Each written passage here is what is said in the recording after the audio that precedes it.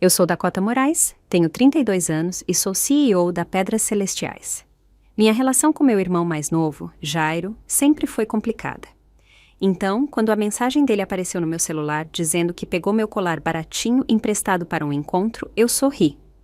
Mas o sorriso logo sumiu quando percebi a qual colar ele se referia. O colar valia R$1 milhão. A safira de edição limitada que seria o destaque da nossa exposição VIP no dia seguinte. Meu coração disparou. Disquei para a segurança com as mãos firmes, mas a mente a mil. Se você está assistindo a isso agora, deixe um comentário e me diga de onde você é. Clique no botão curtir e se inscreva para me acompanhar nesta jornada de como um laço familiar foi testado por um erro que custou uma fortuna. A Pedras Celestiais não se tornou uma marca de joias de luxo da noite para o dia. Levei 10 anos de trabalho incessante, começando de uma pequena boutique no centro de São Paulo, até nossa sede atual, que ocupa todo o 40º andar de um arranha-céu de vidro com vista para o Parque Ibirapuera. As janelas do chão ao teto no meu escritório de canto emolduram o horizonte da cidade, um lembrete diário do quanto eu avancei, desde que comecei a desenhar pingentes simples na mesa da minha cozinha. Agora, supervisiono mais de 200 funcionários e bens que valem milhões. O colar de safira que Jairo pegou emprestado casualmente era a peça central da nossa próxima coleção, a coleção Azul Celeste. 15 quilates da mais rara safira azul royal da Caxemira, cercada por 36 diamantes em um engaste de platina que levou 3 meses para nosso mestre artesão, Lucas, aperfeiçoar. Tínhamos seguro, é claro, mas esta peça era insubstituível em termos de artesanato e prestígio. Ela estava programada para ser a estrela da nossa apresentação para potenciais investidores do mercado asiático no dia seguinte. Nosso protocolo de segurança normal nunca permitiria que uma peça tão valiosa saísse das instalações sem guardas armados e dispositivos de rastreamento. Qualquer item avaliado acima de R$100 mil exige 2 assinaturas executivas, verificação biométrica e uma escolta de segurança para transporte. Mas eu a tinha levado para casa na noite anterior para revisar pessoalmente a coleção inteira uma última vez antes da exposição. Foi uma rara quebra de protocolo que justifiquei a mim mesma como uma dedicação necessária à perfeição. Meu elegante apartamento na cobertura geralmente serve como meu santuário para o estresse do trabalho. Móveis minimalistas em tons neutros, arte abstrata nas paredes e um jardim na varanda onde cultivo ervas e flores para clarear a mente. Mas, ultimamente, a linha entre casa e escritório havia se confundido perigosamente. E-mails à meia-noite, teleconferências durante o café da manhã e, agora, bens da empresa casualmente colocados na minha penteadeira enquanto eu revisava materiais de marketing até as 2 da manhã. Jairo se mudou para São Paulo há 3 anos, supostamente para seguir a carreira de ator, mas, na maioria das vezes, queimava uma série de empregos de meio período e ficava no sofá de amigos. Aos 24 anos, ele ainda carregava a irresponsabilidade charmosa que nossos pais sempre mimaram. O caçula da família, 7 anos mais novo que eu, Jairo havia dominado a arte do sorriso apologético que, de alguma forma, tornava seu caos perdoável. Meu ex-marido, Bruno, costumava chamar isso de ciclo Jairo. O telefonema desesperado, o empréstimo para cobrir o aluguel, a promessa de ser mais responsável, seguido pelo inevitável desaparecimento até a próxima crise. Bruno acabou se cansando, adicionando Jairo à longa lista de razões pelas quais nosso casamento desabou depois de apenas 3 anos. O divórcio foi finalizado há 18 meses, mas seus avisos sobre meu irmão ainda ecoavam. Você não consegue salvar alguém que gosta de se afogar. Ainda assim, Jairo era família. Quando ele apareceu na minha porta há 6 meses, recém-saído de um término e mais um emprego perdido, eu dei a ele minha chave reserva e disse que ele poderia ficar no quarto de hóspedes até se reestabelecer. Era para ser temporário, mas Jairo tinha um jeito de fazer o temporário parecer permanente. Ele ia e vinha em horários estranhos. Às vezes, desaparecia por dias, mas sempre voltava com histórias elaboradas e aquele sorriso desarmante. Eu o havia avisado repetidamente para não tocar em nada relacionado ao trabalho no apartamento. O quarto de hóspedes, onde ele ficava, era na extremidade oposta do corredor do meu escritório em casa, criando o que eu achava ser uma fronteira clara entre meus espaços pessoal e profissional. Houve incidentes menores, um carregador de laptop sumido, um café derramado em rascunhos de contratos, mas nada que justificasse trocar as fechaduras para meu próprio irmão. O colar de safira estava seguramente trancado em sua caixa personalizada quando finalmente fui para a cama. Lembro-me distintamente de tê-lo colocado na minha penteadeira, com a intenção de pedir à minha assistente, Mariana, para pegá-lo logo pela manhã.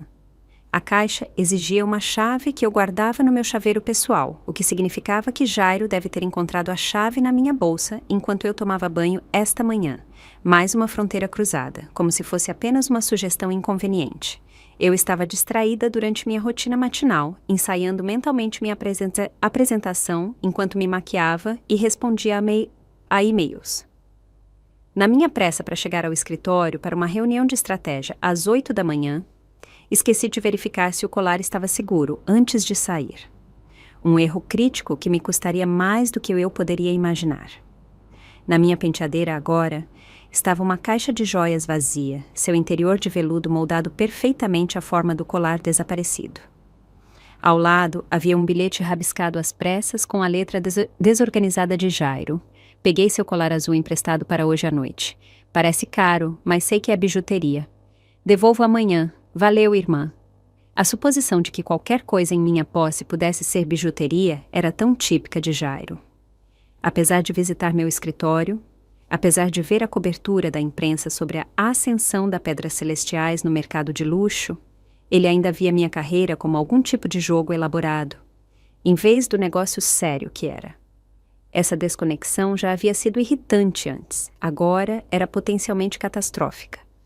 Pensei em todas as vezes que acobertei Jairo com nossos pais, os aluguéis que paguei em silêncio quando ele estava sem dinheiro, o carro que o ajudei a financiar quando ele insistiu que um transporte confiável mudaria sua vida, as cartas de referência que escrevi para amigos em várias indústrias, colocando minha própria reputação em risco para ajudá-lo a ter um novo começo.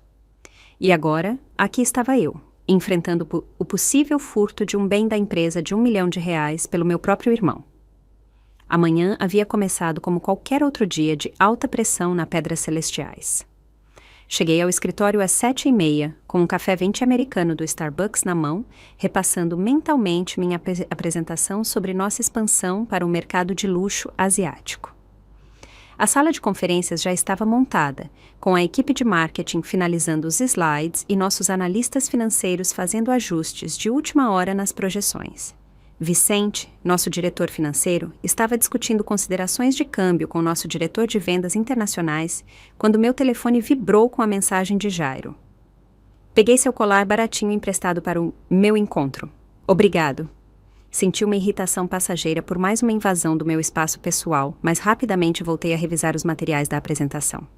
Foi somente durante uma breve pausa para ir ao banheiro, 30 minutos antes da chegada dos investidores, que a importância da mensagem dele se registrou completamente em minha mente.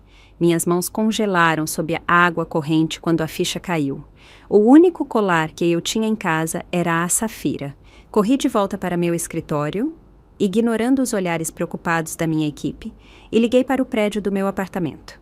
O porteiro confirmou que Jairo havia saído do prédio por volta das 10 daquela manhã. Desliguei e imediatamente disquei o número de Jairo, mas foi direto para a caixa postal. Minha próxima ligação foi para Mariana. Dona Dakota, a senhora pegou a safira azul celeste no meu apartamento esta manhã? Houve uma pausa. Não, a senhora me mandou mensagem para não ir, que a senhora mesma traria para a apresentação. Eu definitivamente não enviei tal mensagem. O pavor tomou conta do meu estômago quando abri meu aplicativo de mensagens e vi uma mensagem para Mariana do meu telefone enviada às 7h15. Não se preocupe em pegar o colar. Eu mesma o levarei. Não precisa vir ao apartamento. Jairo havia usado meu telefone enquanto eu estava no banho para garantir que ninguém descobriria o colar desaparecido até que fosse tarde demais.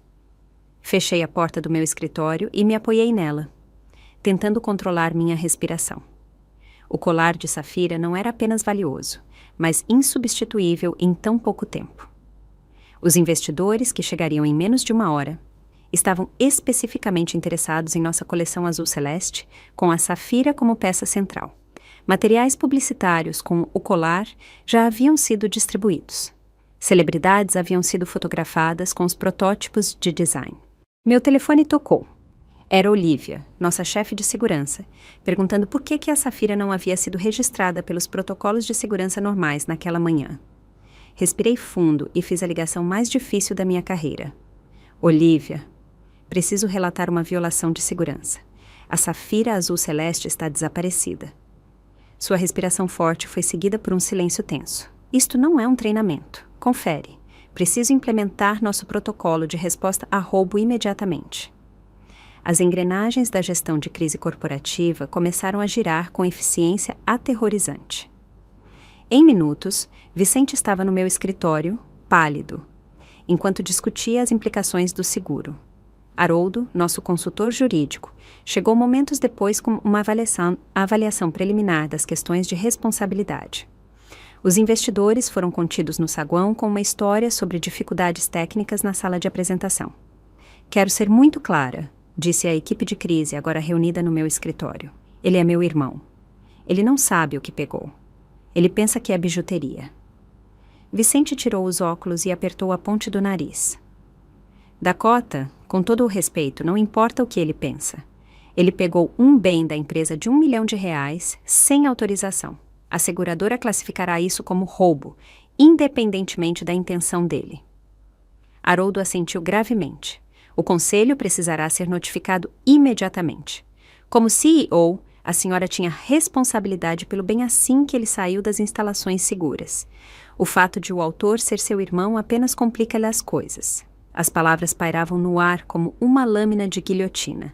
Eu sabia o que eles não estavam dizendo.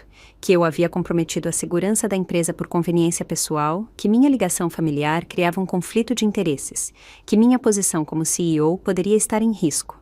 Podemos adiar a notificação da polícia? Perguntei, o desespero rastejando em minha voz.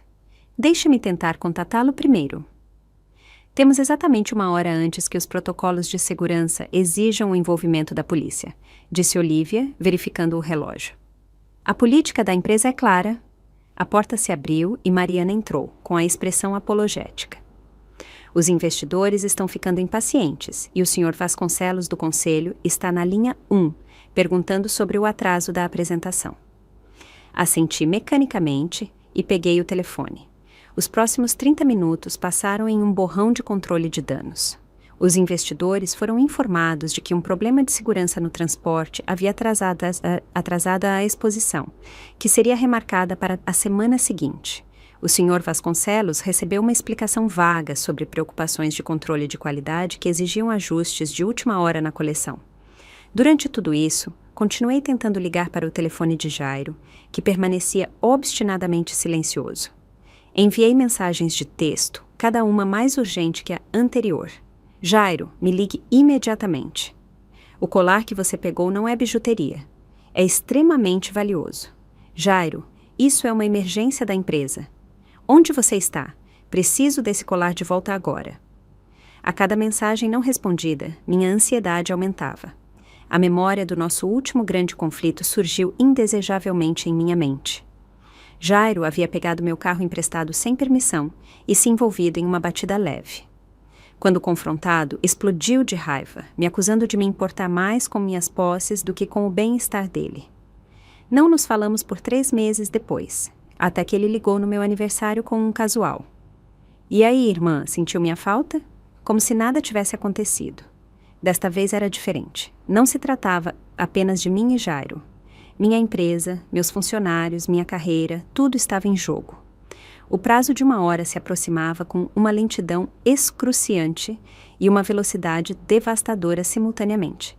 58 minutos após minha ligação para Olivia, sem nenhuma notícia de Jairo, tomei a decisão que mudaria nosso relacionamento para sempre. Implemente o protocolo de segurança completo, disse a Olivia com a voz oca. Entre em contato com a polícia. O colar foi roubado. Com o protocolo de segurança ativado, a Pedras Celestiais se transformou de uma empresa de joias de luxo em um centro de investigação criminal. Olivia coordenou com a Polícia Civil de São Paulo enquanto eu fornecia a eles as informações e a foto de Jairo. Dado o valor do item desaparecido, a polícia levou o caso a sério, designando detetives de sua divisão de grandes furtos. Mas eu não podia apenas sentar e esperar. Abri o aplicativo de rastreamento familiar que insisti que todos instalassem depois que Jairo desapareceu por uma semana no ano passado, após um término ruim. Ele havia esquecido de desativá-lo, ou talvez nunca se preocupou em verificar se ainda estava ativo. O ponto azul, mostrando sua localização, estava se movendo pela Avenida Paulista, depois parou no que parecia ser o DOM, um dos restaurantes mais caros da cidade. É claro que Jairo nunca gastaria tanto com o salário de garçom. Ele estava tentando impressionar alguém com um restaurante chique e meu colar de safira. Abri o Instagram dele, que ele não se incomodou em deixar privado, apesar dos meus repetidos avisos sobre privacidade digital. Suas atualizações de história da semana passada mostravam selfies com uma mulher loira deslumbrante, marcada como Vanessa Albuquerque Noito. Uma rápida olhada no perfil dela revelou que era Vanessa Albuquerque, filha do magnata imobiliário Frederico Albuquerque. Suas postagens mostravam um estilo de vida de jatos particulares, brunches com champanhe e fotos casuais tiradas em casas que pareciam exposições de museus. Jairo estava namorando alguém da elite social. De repente, sua necessidade desesperada de impressionar fez um sentido distorcido. Ele sempre foi atraído por pessoas que representavam o status e o reconhecimento que ele desejava. E agora ele estava usando o meu colar, o colar da minha empresa, para parecer mais bem-sucedido do que era. Encaminhei as informações de localização para Olivia e a polícia. Dado o valor do item, eles despacharam policiais imediatamente. Também enviei nossa equipe de segurança particular, instruindo-os a serem discretos, mas preparados para qualquer cenário. Então, contra o conselho de Haroldo e Vicente, peguei meu casaco e fui para a porta. Preciso estar lá, eu disse quando Haroldo tentou bloquear meu caminho. Ele é meu irmão, isso não precisa se tornar um espetáculo público. Os 20 minutos de carro até o DOM foram os mais longos da minha vida. Meu telefone zumbia constantemente com atualizações. A polícia havia chegado. A segurança estava posicionada. O gerente do restaurante havia sido informado da situação. Cada mensagem aumentava minha ansiedade. Quando meu motorista parou na calçada, eu já podia ver a comoção se desenrolando. 2 carros de polícia estavam estacionados do lado de fora com as luzes piscando. Clientes do restaurante estavam reunidos na calçada, alguns parecendo confusos, outros filmando com seus celulares. Ouvi uma mulher dizer algo sobre uma ameaça de bomba e outra especulando sobre celebridades e paparazzi. Nenhum deles sabia que estavam testemunhando a potencial implosão da minha empresa e da minha família. Empurrei a multidão, mostrando minha identidade para o policial que guardava a entrada.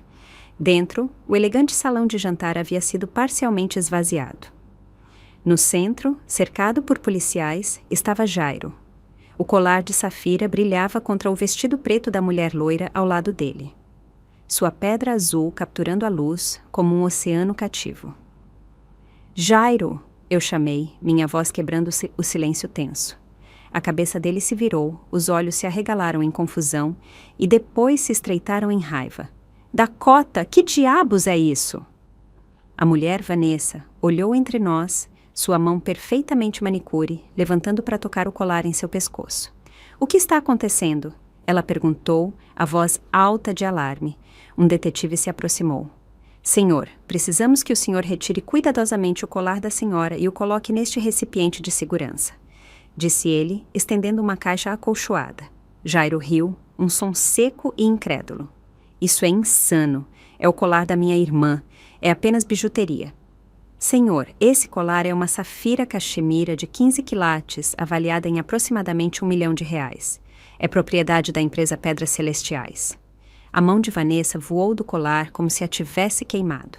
Seus olhos arregalados de choque se voltaram acusadoramente para Jairo. Você me disse que era uma herança de família. O restaurante havia ficado completamente silencioso, cada cliente e membro da equipe restantes imóveis, assistindo ao drama se desenrolar.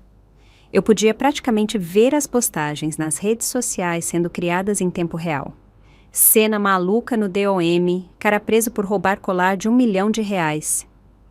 Jairo, eu disse, tentando manter minha voz controlada, Você o pegou do meu apartamento esta manhã. Você mandou embora minha assistente que deveria pegá-lo. Você sabia que não era seu para pegar. Eu pensei que era apenas uma das suas amostras. Ele gritou, o rosto ficando vermelho. Por que você deixaria algo que vale R$1 milhão parado assim?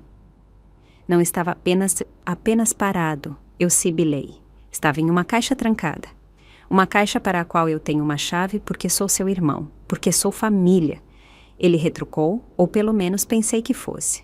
O detetive se moveu novamente, mais insistente. Senhor, por favor, retire o colar agora. Vanessa se recuperou do choque inicial, alcançando a parte de trás do pescoço com os dedos trêmulos. O fecho se soltou, e ela entregou cuidadosamente a Safira ao detetive, que a colocou no recipiente de segurança. 2 policiais se moveram em direção a Jairo. Jairo Albuquerque, você está sob prisão por furto qualificado. O detetive começou a recitar os direitos de Miranda, enquanto um policial produzia algemas. Isso é um erro, Jairo protestou, olhando descontroladamente ao redor do restaurante. Diga a eles, Dakota, diga a eles que eu não roubei nada. Mas as palavras ficaram presas na minha garganta. Por estrita definição legal, ele havia roubado o colar.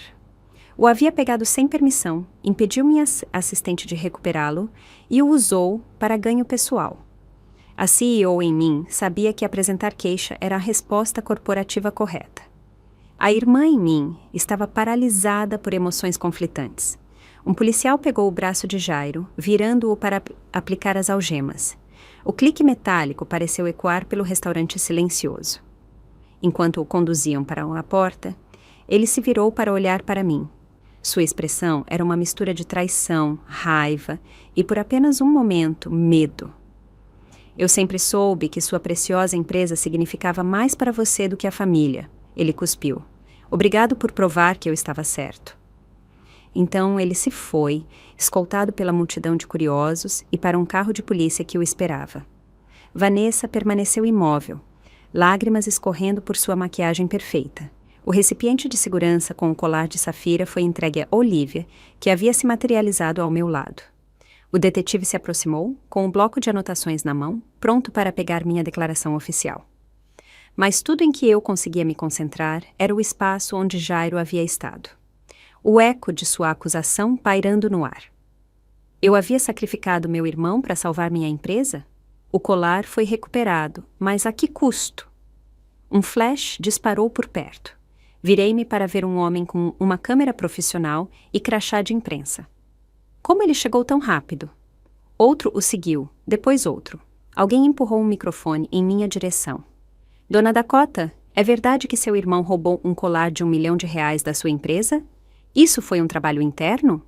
A senhora apresentou queixa contra seu próprio irmão? As perguntas vieram em rápida sucessão, enquanto mais imprensa chegava, atraída pela presença policial e pelos sussurros de um escândalo suculento. Olivia sinalizou para nossa equipe de segurança, que formou uma barreira protetora ao meu redor enquanto me escoltavam para a saída. Dei uma última olhada em Vanessa, agora cercada por seus próprios amigos que estavam jantando com eles. Seus rostos eram uma mistura de preocupação e excitação mal disfarçada por estarem ao lado de tanto drama. Nossos olhos se encontraram brevemente antes que eu fosse conduzida para fora da porta e para o carro que me esperava. Enquanto nos afastávamos da calçada, meu telefone acendeu com uma mensagem de Haroldo. Alerta de notícia de última hora já na página 6. Conselho solicita reunião de emergência amanhã, 8 da manhã. O colar de Safira estava seguro, aninhado em seu recipiente de segurança no colo de Olivia. Meu irmão estava sob custódia policial. Minha empresa estava em modo de crise, e a parede cuidadosamente construída entre minha vida pessoal e profissional havia desmoronado espetacularmente. Na manhã seguinte, a história havia explodido tanto na mídia tradicional quanto nas redes sociais. O jornal Folha de São Paulo saiu com a manchete: CEO chama a polícia para o irmão por roubo de joia de R$1 milhão. Veículos mais respeitáveis enquadraram a história um pouco melhor, mas a essência era a mesma. Drama familiar e joias de luxo rendiam um clickbait irresistível. A reunião de emergência do conselho foi ainda pior do que eu havia previsto. Sentei na cabeceira da mesa de conferência, de frente para as expressões severas de nossos 12 membros do conselho. Eduardo Santiago, nosso maior investidor e membro mais vocal do conselho, batia sua caneta tinteiro contra sua pasta de couro com precisão metronômica. As ações caíram 5% esta manhã, disse ele sem rodeios. Nossos protocolos de segurança foram publicamente comprometidos. Nossa CEO tem uma ligação familiar direta com um suposto ladrão. Este é precisamente o tipo de escândalo que pode afundar uma marca de luxo construída na confiança e exclusividade. A Safira foi recuperada, apontei. Nenhum dano permanente foi feito. Vicente, sentado à minha direita, deslizou um tablet em minha direção. A tela exibia um ticker em tempo real das ações da Pedras Celestiais, a linha teimosa em queda. O mercado discorda da cota. O conselho passou a próxima hora dissecando todos os aspectos do incidente. Por que eu havia removido o colar das instalações seguras? Porque meu irmão tinha acesso ao meu apartamento. Eu havia considerado a ótica de ter meu próprio irmão preso. Que medidas estavam sendo tomadas para evitar violações semelhantes no futuro? Respondi a cada pergunta com o máximo de distanciamento profissional que pude reunir, mas por baixo da superfície eu estava me afogando. Meu telefone estava vibrando sem parar desde o amanhecer. Meus pais haviam ligado 6 vezes, deixando mensagens de voz cada vez mais irritadas sobre como eu poderia fazer isso com meu próprio irmão. Esperamos mais de você, Dakota. A mensagem final de minha mãe concluiu. Jairo cometeu um erro, mas família protege família. Você escolheu sua empresa em vez de seu irmão. Eu nem te reconheço mais. Isso doeu mais do que qualquer coisa que o conselho pudesse dizer. Meus pais sempre tiveram orgulho do meu sucesso, mas o apoio deles sempre pareceu condicional a eu continuar sendo a rede de segurança de Jairo. Por anos, eu havia aceitado esse papel sem questionar. Agora que finalmente havia traçado um limite, eu era a vilã aos olhos deles. Após a reunião do conselho, recebi relatórios de que Jairo havia sido libertado sob fiança, cortesia de nossos pais que esvaziaram sua conta de aposentadoria para pagar a fiança. Ele se recusou a falar com os advogados da empresa que eu havia enviado à delegacia. De acordo com o contato do tribunal, ele havia listado o endereço de nossos pais em Niterói como sua residência temporária e não meu apartamento. A mensagem era clara. Ele não queria nada comigo. A semana continuou a se desenrolar com velocidade alarmante. Nossos principais parceiros de varejo ligaram com preocupações sobre os protocolos de segurança para seu estoque. Concorrentes começaram a rondar, um deles até mesmo veiculando um anúncio destacando suas medidas de segurança de última geração com o slogan: seus investimentos de luxo realmente seguros. Os investidores do mercado asiático que haviam estado no saguão durante a crise inicial enviaram um recado por meio de seu representante de que estavam reconsiderando a parceria, citando preocupações com a estabilidade da empresa e a gestão de ativos. Minha caixa de entrada se encheu de pedidos de entrevista de revistas de moda, publicações de negócios e programas de fofoca, todos buscando a história interna do drama das joias da família Moraes. Nossa equipe de RP trabalhou 24 horas por dia para elaborar respostas e minimizar danos, mas a história havia ganhado vida própria. Na tarde de quarta-feira, recebi uma notificação de que Vanessa havia postado sobre o incidente em sua conta do Instagram, com mais de 200 mil seguidores. Hora da verdade. Quando alguém te mostra um colar de R$1 milhão no terceiro encontro, faça perguntas. Ainda em choque com o desastre do jantar de segunda-feira. Pensei que estava namorando um cara legal. Acontece que eu estava namorando um ladrão com problemas familiares. Sempre confie nos seus instintos, meninas. Lição aprendida. Problemas de confiança. Escapei por pouco.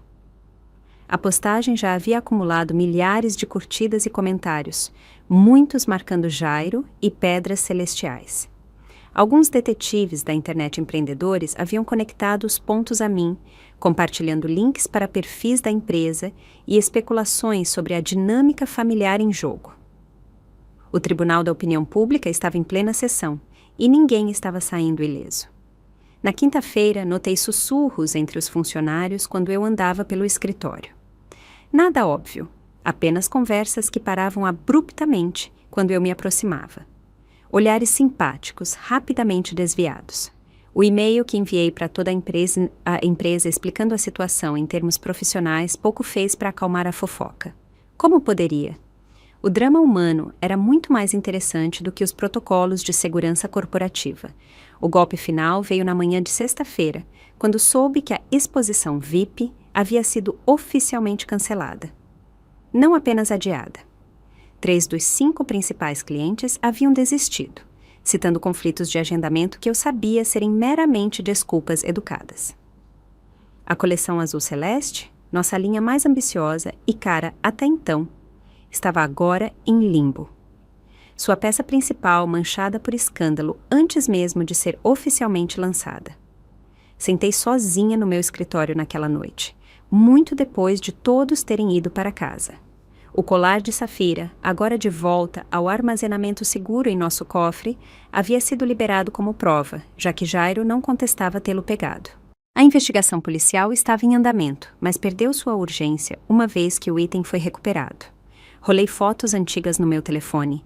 Jairo e eu, na festa de lançamento da minha empresa, 5 anos atrás, o braço dele casualmente sobre meus ombros, enquanto ambos sorríamos para a câmera. Jairo me ajudando a me mudar para este mesmo escritório, fingindo usar minha placa de identificação executiva como um colar para me fazer rir quando eu estava estressada com a responsabilidade. Jairo nos natais em família, sempre o centro das atenções, sempre o que fazia todo mundo rir. Eu havia exagerado? A pergunta me atormentava. Eu poderia ter lidado com isso de forma diferente, talvez. Poderia ter enviado a segurança sozinha para recuperar o colar discretamente. Poderia ter mantido fora das mãos da polícia, fora da imprensa. Mas então, que mensagem isso teria enviado? Que as regras da empresa não se aplicavam se você fosse o irmão do CEO, que um roubo de R$1 milhão era perdoável se você alegasse ignorância? Meu telefone tocou, quebrando o silêncio. Número desconhecido. Quase recusei, mas algum instinto me fez atender. Dakota Moraes? Uma mulher pigarreou. Dona Dakota, aqui é Vanessa Albuquerque. Meu aperto no telefone se firmou. Como você conseguiu este número? Isso importa? Ela perguntou, a voz tensa. Só pensei que a senhora deveria saber que Jairo me contatou hoje. Ele quer se encontrar para explicar o lado dele da história. Não decidi se vou. Fechei os olhos, subitamente exausta. Por que você está me dizendo isso? Por quê? Ela disse, houve uma pausa. Ele tem dito algumas coisas sobre a senhora, sobre a empresa, que há outras questões além deste incidente do colar, que a senhora o tenha cobertado por anos. Achei que a senhora deveria saber que ele está falando. A implicação pairava no ar. Jairo estava com raiva, magoado e buscando vingança. E ele tinha informações.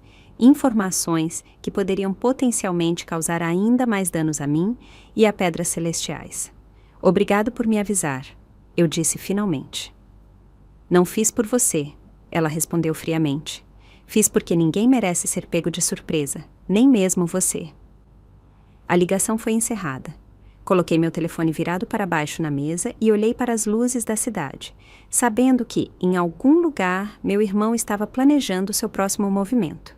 E desta vez, ele não estava procurando perdão. Ele estava procurando vingança. Depois de uma semana de silêncio, decidi que não podia mais esperar que Jairo fizesse seu próximo movimento.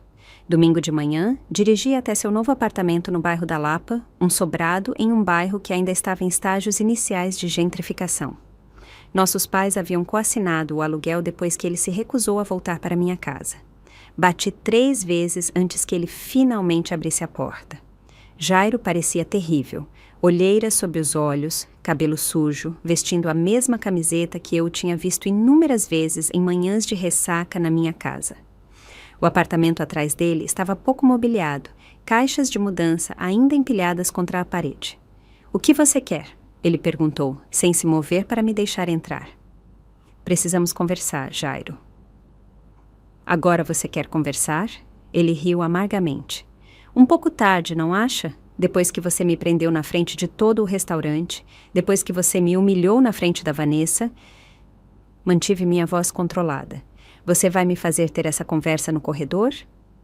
Ele hesitou, então se afastou com cortesia exagerada. "Bem-vinda ao meu humilde lar. Não é bem sua cobertura, mas, novamente, eu não tenho joias de R$1 milhão jogadas por aí. O apartamento era pequeno, mas poderia ter sido agradável com algum esforço. Em vez disso, parecia que Jairo estava acampando em vez de morar lá. Embalagens de delivery vazias na mesa de centro, roupas jogadas sobre caixas desempacotadas, uma cama improvisada de lençóis e cobertores em um colchão no chão. Sentei na única cadeira, uma de madeira com uma perna bamba. Jairo permaneceu de pé, braços cruzados defensivamente sobre o peito. Vim para entender por que você pegou o colar. Por que você mentiu sobre isso? Eu disse simplesmente. Não é óbvio, ele retrucou. Eu precisava impressionar a Vanessa. Achei que fosse apenas uma amostra, algo que você nunca sentiria falta. Eu não tinha ideia de que valia tanto. Acho que há mais do que isso. Os olhos dele desviaram dos meus. O que você quer dizer? Vanessa me ligou, eu disse. Ela mencionou que você tem falado sobre mim, sobre a empresa. Ela parecia pensar que você tinha algum tipo de vingança. Isso chamou a atenção dele. Sua postura endureceu. E se eu tiver? Você me prendeu, Dakota, em público. Você tem ideia de como foi isso? Não consigo imaginar, admiti. Mas ainda não entendo por que você pegou o colar em primeiro lugar. Você sabe o quanto meu trabalho é importante. Você sabe para não tocar nas minhas coisas sem perguntar. Jairo andou pelo pequeno quarto, passando as mãos pelo cabelo em frustração. Você quer saber por quê? Sério? Porque pela primeira vez na minha vida, eu queria ser o impressionante. Você sabe como é ser seu irmão? Dakota, a prodígio. Dakota, a CEO. Dakota, que construiu uma empresa de R$1 milhão do zero. Sua voz aumentou a cada declaração, anos de ressentimento borbulhando à superfície. Eu só queria que Vanessa olhasse para mim da mesma forma que as pessoas olham para você. Com respeito, com admiração, apenas uma vez. A crueza de sua admissão me atingiu como um golpe físico. Todos esses anos eu pensei que estava ajudando-o, apoiando-o. Nunca considerei que meu sucesso pudesse estar projetando uma sombra na qual ele se sentia preso. Houve um longo silêncio. Jairo se jogou na beirada do colchão, de repente parecendo exausto. Há algo mais, ele finalmente disse, a voz tão baixa que tive que me inclinar para ouvi-lo. Eu devo dinheiro a algumas pessoas. Que tipo de dinheiro? Quanto? Ele estremeceu. 40 mil. Olhei para ele momentaneamente, sem palavras. Jairo, que diabos? Como? Jogo, ele admitiu, sem encontrar meus olhos. Começou com noites de pôquer com amigos, depois apostas esportivas, depois online. Achei que poderia recuperar, mas a clássica ilusão do apostador. Mas isso era pior do que eu imaginava. 40 mil não era apenas dívida de cartão de crédito ou aluguel não pago. Era dinheiro sério. Para quem você deve? Perguntei, temendo a resposta. Uns caras. Eles não são exatamente do tipo que oferecem planos de pagamento. Me deram até o final do mês. De repente, o momento fez sentido. A tentativa desesperada de impressionar Vanessa, cuja família tinha dinheiro. Ele não estava apenas procurando uma namorada. Ele estava procurando um salvador financeiro. Vim para te contar outra coisa, eu disse calmamente. Sei que você estava conversando com a Pedra Rara Internacional no mês passado. A cabeça dele se levantou, genuína surpresa em seu rosto. Como você... O departamento de RH deles ligou para verificar suas datas de emprego na Pedras Celestiais. Mas eu nunca trabalhei lá. Desta vez, sua surpresa pareceu genuína. Exatamente. Você mentiu no seu formulário de inscrição. Disse que foi consultor nosso por 2 anos. A Pedra Rara Internacional era nossa maior concorrente. Jairo se candidatar lá poderia ter sido inocente o suficiente, mas mentir sobre trabalhar para minha empresa cruzava mais uma linha. Ele teve a decência de parecer envergonhado. Eu precisava do emprego. Eles não teriam olhado 2 vezes para um currículo de garçom. O quarto parecia pequeno demais também. Cada revelação era outro peso no meu peito. Quantos mais segredos ele estava guardando? Mamãe e papai sempre disseram que eu era a difícil. Eu disse mais para mim mesma do que para Jairo. A séria. a que não sabia se divertir. Enquanto isso, eles estavam sempre correndo para limpar suas bagunças. Isso não é justo, ele protestou. Não é? Quando você perdeu o carro do papai, eles compraram um novo para você. Quando você largou a faculdade, eles chamaram de encontrar seu caminho. Quando você precisava de dinheiro, eles o deram sem questionar. Mas eu sempre fui tratada com um padrão diferente. Jairo olhou para o chão. Você sempre foi tão perfeita. Você não precisava da ajuda deles. Eu ri, um som curto e amargo. Perfeita, Jairo. Eu trabalhei em 2 empregos para pagar minha faculdade de administração. Eu construí minha empresa enquanto você festejava seus 20 e poucos anos. Eu te dei dinheiro quando você precisava. Mantive isso em segredo da mamãe e do papai para que eles não se preocupassem. A cabeça dele se ergueu. Espera, o quê? Os aluguéis do ano passado? O empréstimo do carro? Você pensou que vinha do fundo de aposentadoria deles? Fui eu paguei e disse a eles que resolvi porque não queria que eles se estressassem com dinheiro na idade deles. Jairo parecia genuinamente atordoado. Eu não sabia. Claro que não, porque você nunca precisou pensar em ninguém além de si mesmo. As palavras pairavam entre nós, duras, mas verdadeiras. Por um momento vi um vislumbre de algo como vergonha cruzar seu rosto. Eu sabia, ele disse finalmente. Sabia o quê? Sobre o colar. Ele me encarou diretamente pela primeira vez. Eu pesquisei pedras celestiais na manhã em que o peguei. Vi o comunicado de imprensa sobre a coleção azul celeste.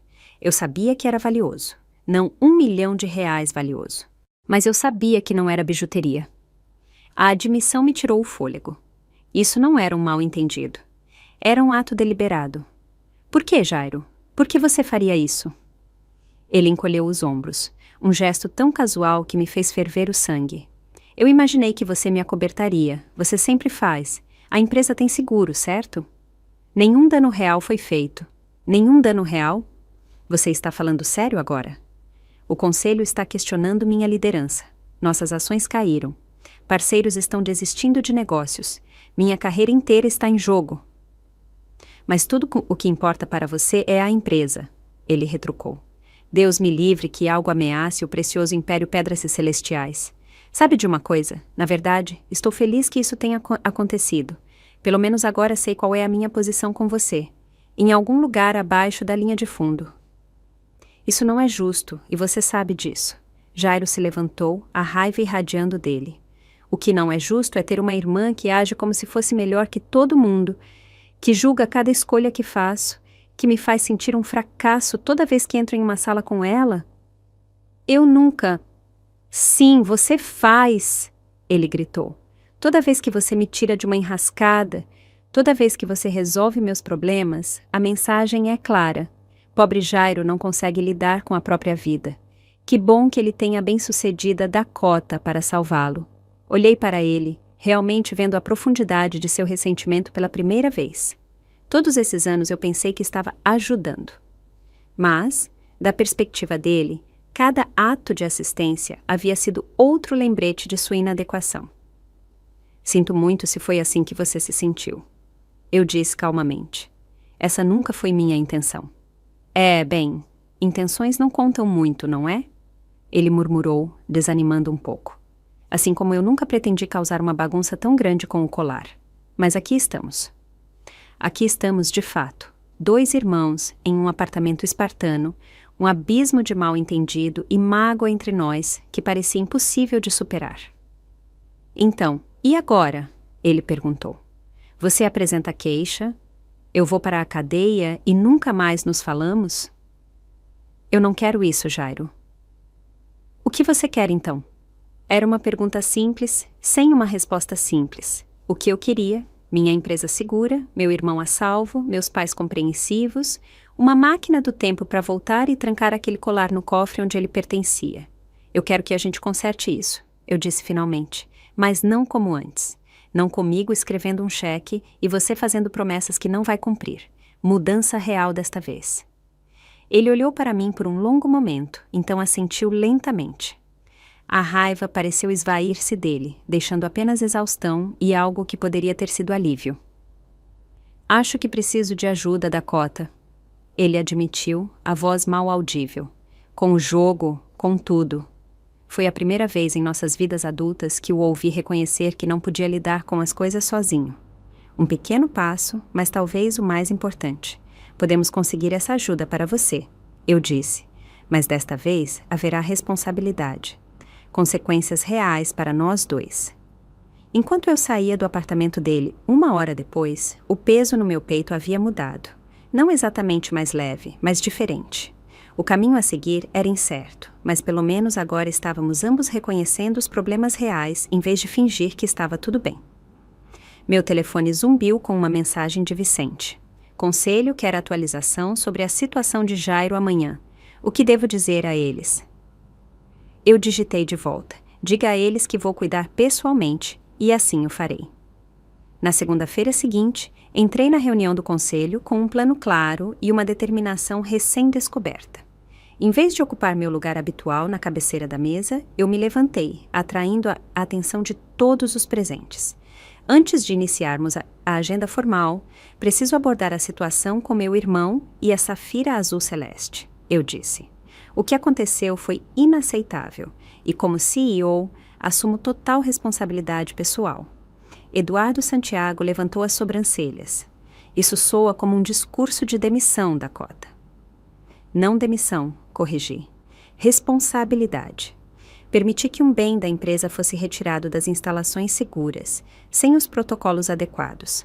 Essa decisão foi minha e estou preparada para enfrentar as consequências. Esbocei minha proposta. Eu cobriria pessoalmente a franquia do seguro pelo incidente com meus próprios fundos. Além disso, eu abriria mão do bônus executivo deste ano como uma demonstração do meu compromisso com a segurança da empresa. Os membros do conselho trocaram olhares claramente surpresos com minha abordagem. A maioria esperava desculpas ou desvio, não responsabilidade direta. Além disso, continuei, desenvolvi uma proposta abrangente de revisão de segurança. Distribuí tablets com minha apresentação já carregada. Pelos próximos 30 minutos, eu os guiei através do meu plano. Verificação biométrica para todos os itens avaliados acima de R$50 mil. Rastreamento GPS embutido em peças importantes, treinamento de segurança atualizado para toda a equipe e uma revisão completa do processo de aprovação para amostras levadas para casa. Vicente parecia impressionado, apesar de si mesmo.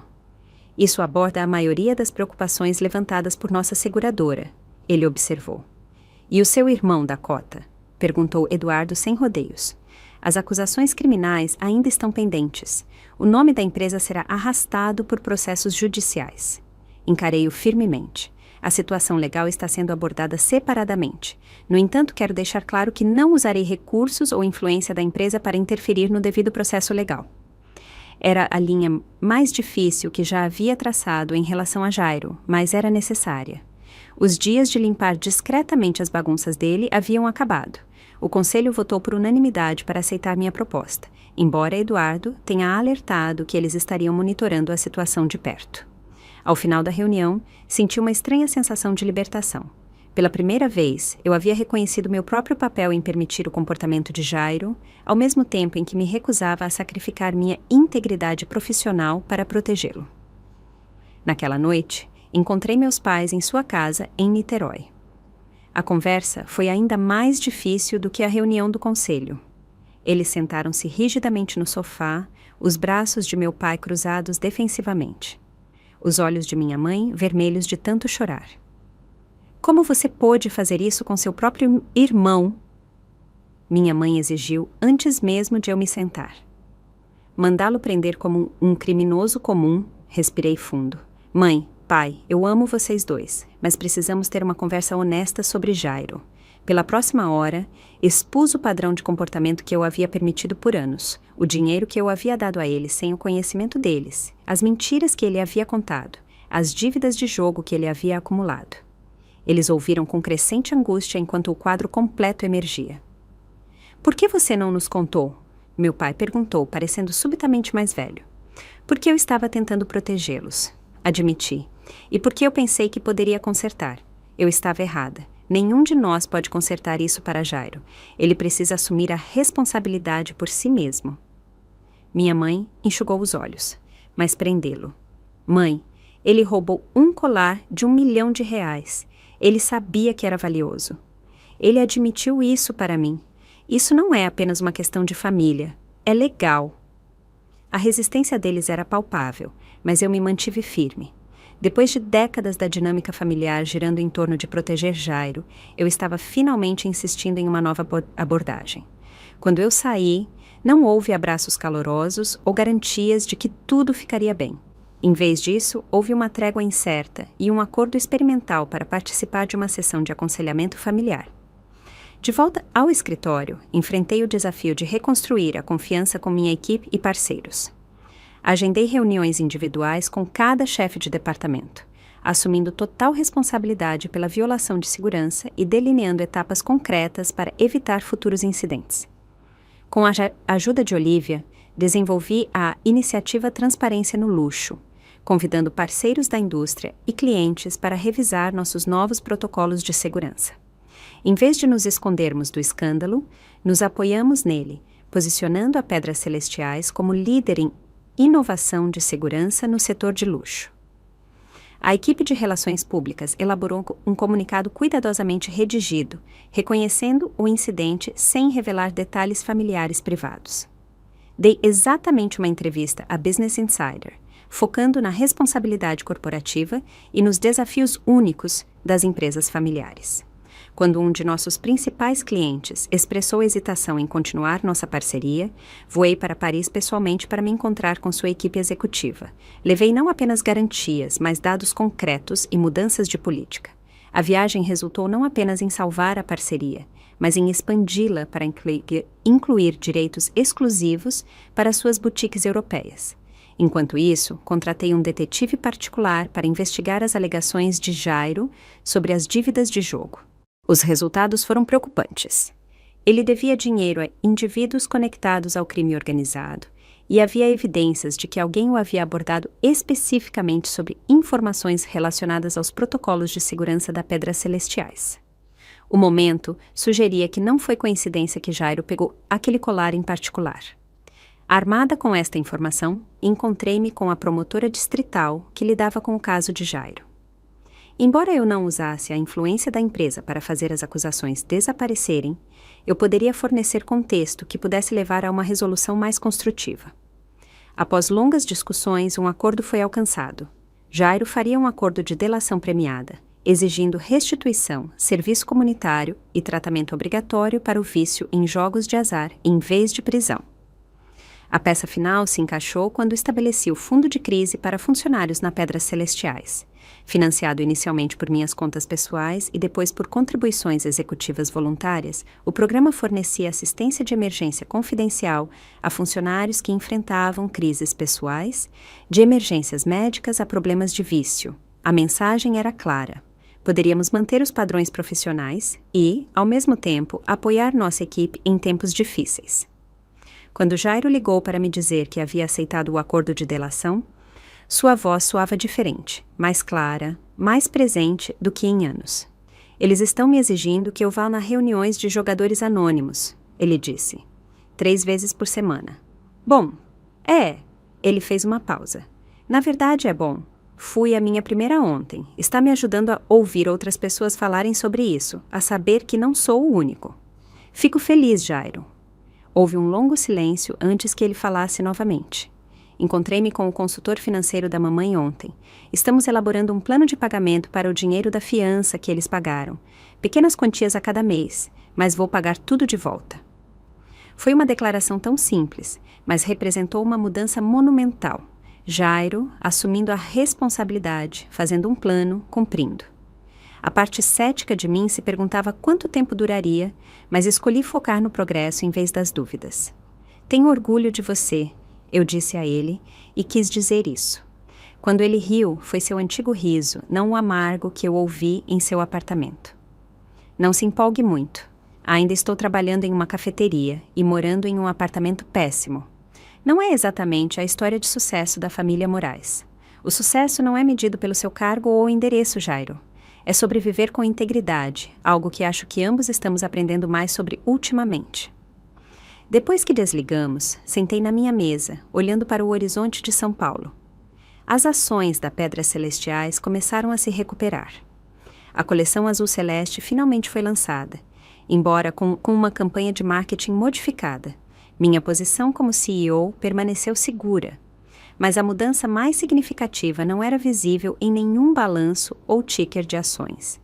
Estava nos limites que eu finalmente estabeleci com minha família e minha empresa.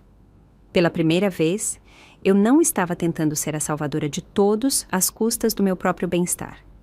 Não foi fácil e certamente não foi perfeito, mas foi honesto, e isso, eu estava aprendendo, fazia toda a diferença. Um ano depois, eu estava no pódio da conferência Mulheres na Liderança Empresarial, olhando para um mar de rostos atentos. Os organizadores me pediram para falar sobre gestão de crises, mas escolhi um ângulo mais pessoal: os limites da liderança. Quando as pessoas pensam em desafios de liderança, elas frequentemente se concentram na volatilidade do mercado, ameaças competitivas ou disrupção tecnológica. Comecei. Mas às vezes, os momentos de liderança mais difíceis vêm dos lugares que menos esperamos, dos relacionamentos pessoais que moldam quem somos além de nossos títulos profissionais.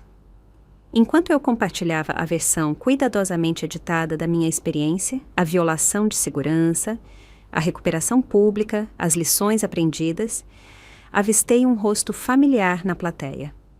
Jairo estava sentado na última fila, dando-me um pequeno aceno de encorajamento quando nossos olhos se encontraram. Nos anos desde o incidente da Safira, nossas vidas haviam se transformado de maneiras que nenhum de nós poderia ter previsto. Jairo havia concluído seu programa de tratamento para vício em jogos de azar ordenado pelo tribunal e continuou voluntariamente com a terapia depois. Ele havia se mudado para Curitiba para ter um novo começo, aceitando um emprego em uma empresa de marketing que não tinha nada a ver com a indústria de joias.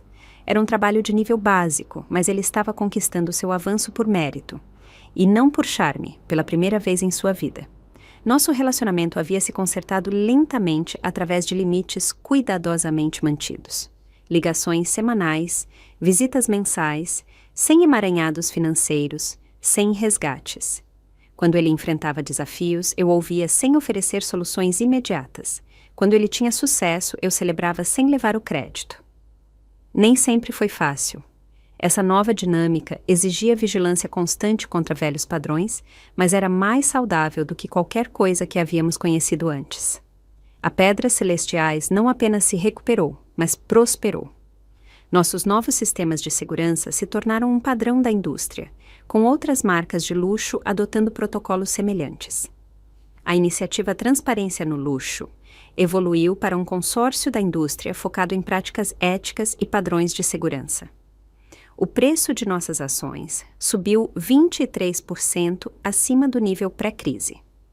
O Fundo de Crise para Funcionários ajudou 17 membros da equipe em emergências pessoais em seu primeiro ano, criando uma cultura onde as pessoas se sentiam apoiadas, sem medo de repercussões profissionais.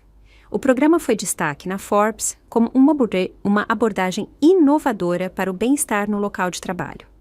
Finalizei meu discurso com as lições que vieram a um custo pessoal tão alto.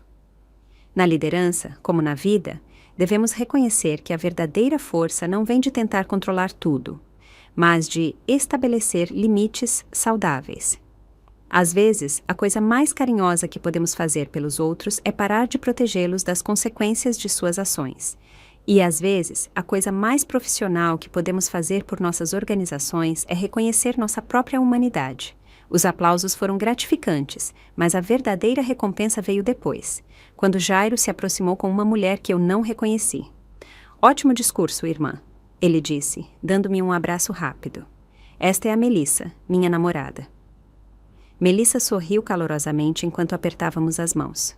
Eu normalmente não participo de conferências de negócios, mas Jairo insistiu que sua palestra valeria a pena. Ele estava certo. Conversamos brevemente sobre o trabalho dela como arte-terapeuta e os planos deles de visitar nossos pais no próximo fim de semana. Havia uma leveza entre eles que eu nunca havia visto nos relacionamentos anteriores de Jairo. Nenhum do charme performático ou da necessidade desesperada de impressionar. Ele parecia confortável em sua própria pele, talvez pela primeira vez em sua vida adulta. Enquanto eles se viravam para sair, Jairo parou. Ah, quase esqueci. Fiz meu último pagamento de restituição ao tribunal na semana passada. Estou oficialmente livre de dívidas. O orgulho em sua voz era inconfundível. Não o orgulho vazio de alguém buscando validação, mas a satisfação tranquila de uma realização genuína. Isso é maravilhoso, Jairo. Você fez isso sozinho.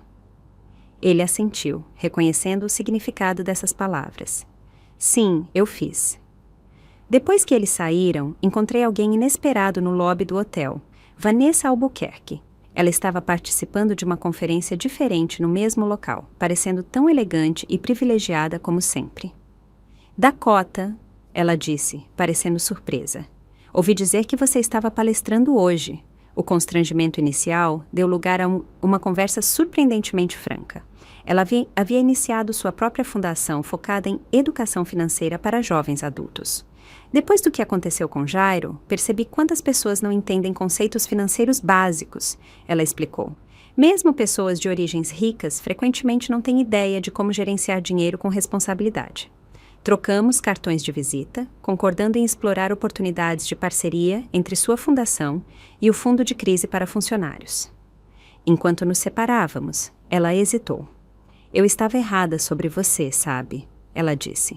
Quando tudo aconteceu com o colar, pensei que você foi fria por apresentar queixa contra seu próprio irmão, mas olhando para trás, pode ter sido a coisa mais gentil que alguém fez por ele em muito tempo. Sua percepção foi inesperada, mas perspicaz.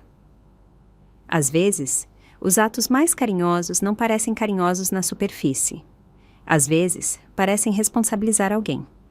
Naquela noite, no meu quarto de hotel, me peguei refletindo sobre a extraordinária jornada do último ano.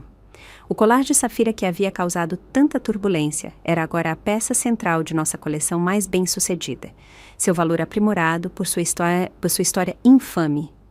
A mesma coisa que havia ameaçado destruir minha empresa e minha família acabou fortalecendo ambas, embora não sem dor considerável no processo.